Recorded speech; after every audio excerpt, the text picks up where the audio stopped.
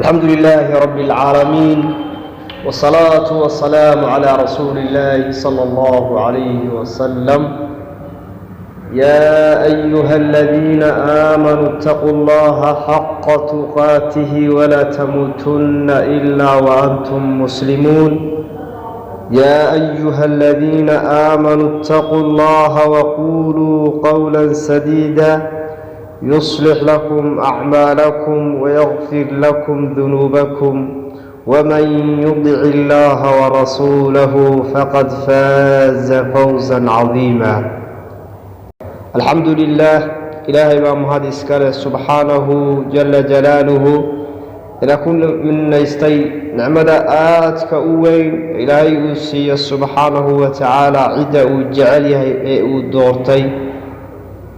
نعمداas oo ah nicmatul islaam wal iimaan. ilaahay subxaanahu wa tacaala ina ka dhigay dad islaam ah, ilaahay subxaanahu wa tacaala qiraya ee xusayo ilaahay garanaya. waa nicmad aada u weyn subxaanahu ilaahay inoo galay subxaanahu wa tacaala. walaalayaal, sidaan wada ogsoonnahay, ilaahay subxaanahu wa tacaala wuxuu inoo sheegay oo inoo kaga warramay qur-aankiisa kariimka inuu inoo diyaariyey aljanna. nabiguna sala allahu calayhi wasalam uu inoo sheegay acmaasha lagu galo jannada iyo asbaabaha keenaya in qofkuu jannada hanto. ilaahay subxaanahu wa tacaala qur-aankiisana uu in badan inoo kaga warramay nicmada dhextaal jannada ee aan dhammaanaynin.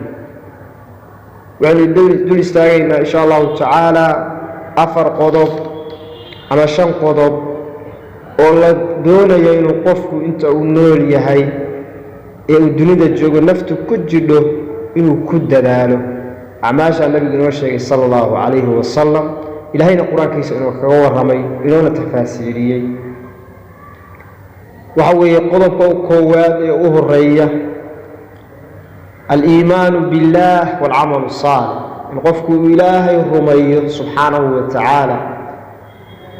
qofaan ilaahay rumaysnayn, ilaahay subxaanahu wa tacaala aan aaminsanayn, qofkaasi janno waxa weeye waa ka xaaraam. camalkii wanaagsanaa baa la socda oo imtixaan. iimaanku wuu zaa'idaa wuuna nusqaamaa. wuxuu ku zaa'idaa iimaanku ilaahay dikrigiisa,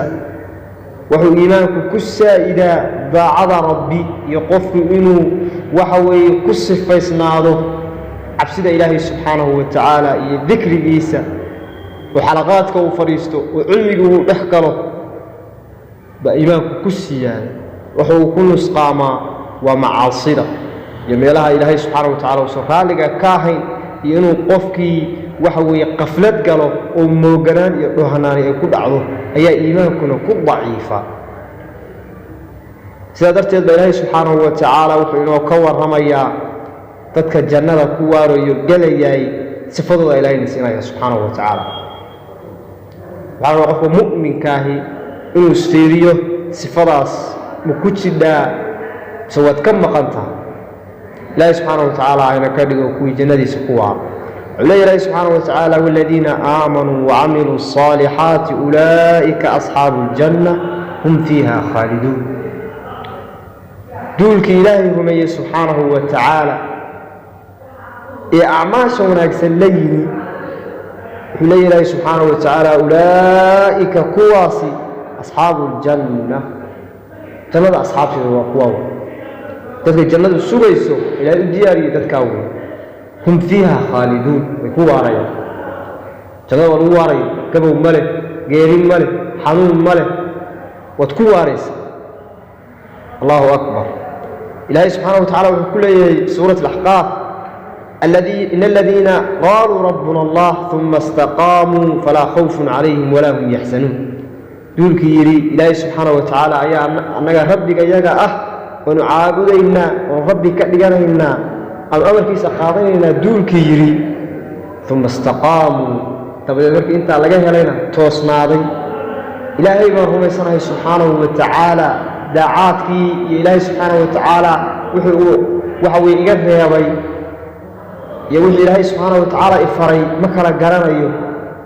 lama doonayo qofka mu'minka ah waxa la rabaa inuu ilaahay subxaanahu wa tacaala iimaanka uu siiyey islaamnimada inuu ogaado oo dareemo dabadeedna uu toosnaantuna waxay ku jidhaa ilaahay subxaanahu wa tacaala kitaabkiisa iyo nebigeena maxamed salawaatullahi wasalaamu calayhi in la raaco oo qofku waddada u ka dhigto murgi maayaan baa ilahay leeyahy subxaanahu wa tacaala cabsina ma ahan dushooda mana murgayaan waa dad ilahay u nimceeyey subxaanahu wa tacaala qof walba mu'mina waxaa laga rabaa inuu sifadaa uu ku sifaysnaado sidoo kale nabiga sal ly slam yaa la weydiiyey saxaabiga weydiiyey wuxuu ku yidhi nabiga ilaahayow hadal idheh qul lii fi lislaami qawlan laa as'alu canhu axada bacda u fiirso kelmad ii sheeg nabiga ilaahayow islaamnimada iiga sheeg hadalkaas aanan qof adiga waxa weeye kaa dambeeya aanan weydiinin wuxuu nabigu sal alla alayh wasalam qul aamantu billaah waxaad tidhaahdaa ilaahay baan rumeeyey aniga rabbigay waa ilaahay subxaanahu wa tacaala uma istaqim intaa kadibna toosnow oo waddadii toosnayd wuxuu ilaahay ku amray subxaanahu wa tacaala raac kitaabka ilaahayna raac subxaanahu wa tacaala sunnihii nebiga raac shaydaan iyo waddadiisa ha raaci baa nebigu leeyahy sal alla alay wasalam toosnaantu iyo istiqaamada qofka mu'minka waxaa laga doonaya inuu ku sifaysay to adduunka joogo laakiin hadda ilaahay baan rumaysna iimaan baan le islaam baana islaamna tukan mayo daacadna samayn mayo ilaahayna xusi mayo la dooni mayo marka qofkaas saasa waxaan leenahay ilaahay subxaanahu wa tacaala ka cabso daacadda rabbi subxaanahu wa tacaala u soo degdeg ka soo bax qafaladda iyo mooganaanta ilahay xaggiisa u soo cara subxaanahu wa tacaala waxaa kale oo ka mida oo qodobka labaad ah attaqwa cabsida inuu qof ilaahay ka cabsado subxaanahu wa tacaala uu ku sifaysnaado cabsidii waayo qof hadduu qof cabsanaya yahay oo ilaahay uu ka cabsado oo ilaahay ku irsaaqo inuu qofkaas qof cabsi ku sifaysan uu noqdo waxa weeye wixii ilaahay amray buu qofkaas qaadanaya dariiqi nabigu raacaya salawaatu ullahi wasalaamu calayh laakiin qofka haddii cabsidiiba ka maqan tahay waa qof iska fasaxan wey nabiga waa la weydiiyey sala allahu calayh wasalam iska abu hureyre werinayo waxa u badan ay dadku jannada ku gelayaan akthar maa yadkhulu annaasu aljanna wuxuu yihi nebigu sal lla alay slam attaqwa xusnu lkhuluq qofku inuu cabsi la yimaado dabcaddiisana uu wanaajiyo dadkana si wanaagsan ugula dhaqmo waxaa kaloo sifada saddexaada daacatu llaahi wa rasuulih qofku inuu ilaahay adeeco subxaanahu wa tacaala iyo rasuulkiisa wuxuu leeyahy ilaahi subxaanahu wa tacaala fi suurati alfatxi ومن يطع الله ورسوله يدخله جنات تجري من تحتها الأنهار ومن يتولى يعذبه عذابا أليما وفي إلهي أطيعه وإلهي أوامرتي سقاطه يا رسول كيسي ودديسي يوحي إلهي سبحانه وتعالى وكسر الدجيي يوحي أمر لي هذا إلهي يقول يعني جنوي قاعد يسعون يعني هوست هذا وبيان qofkii buu leeyahay ilaahay subxaanahu wa tacaala uu intaa kadib jeesada oo arrinkaa waxa weeye dhinac maraayay yucadibhu cadaaban aliima waanu cadaabaynaa buu ilahi leeyahay cadaab daran walciyaadu billah وفي ذلك waxaa la weydiiyey nabiga sala allahu calayhi wasalam wuxuu leeyahay nebigu xadiiska abi hureyre warinayo saxiix albukhaari soo saaray bukhaari wuxuu leeyahay kullu ummatii yadkhuluuna aljanna إلا من أبى كل أمتي يدخلون الجنة إلا من أبى أمتي لم يقول النبي صلى الله عليه وسلم جنة جلسة إلا قف سوي اسكدير مويا سعت ويا قالوا يا رسول الله ومن يأبى هي قفك جديدة يتجنة قفك خسارة وقفمة النبي صلى الله عليه وسلم قال من أطاعني دخل الجنة ومن عصاني فقد أبى qofkani ay adeecay jannada ayuu gelaya nabiga baa inoo ballan qaaday salawaatu ullaahi wasalaamu calayh qofkii caasiyana oo qof iska diiday qof walba mu'mina haddaad tahay qof weyn haddaad tahay qof yar dhalinyaro oday qof walba ay maanta waxaa la rabaa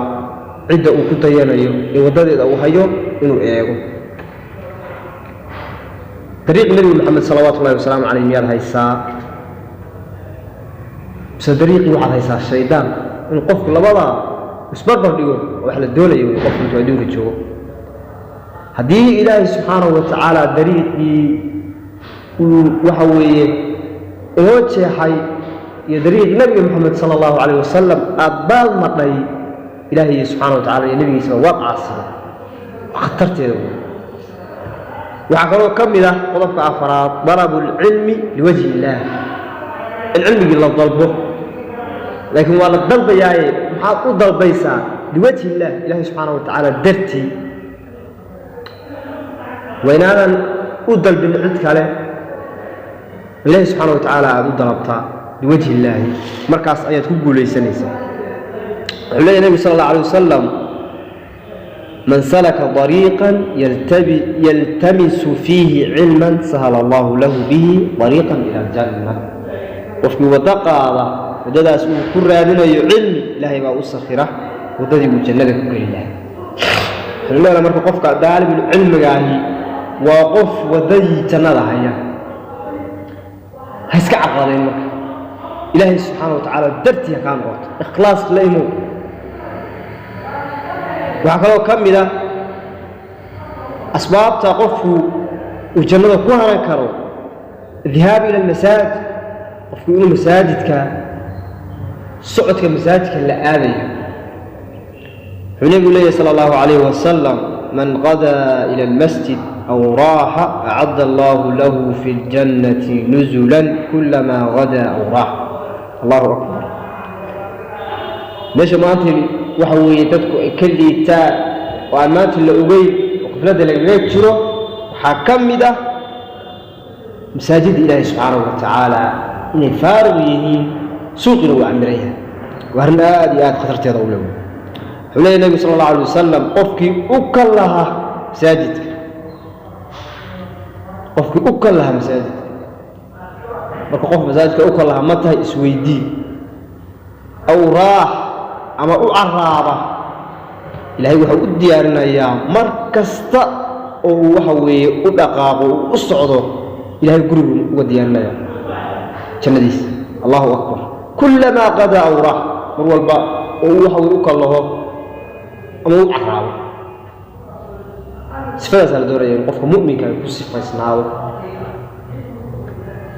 صلى الله على سيدنا محمد وعلى آله وصحبه وسلم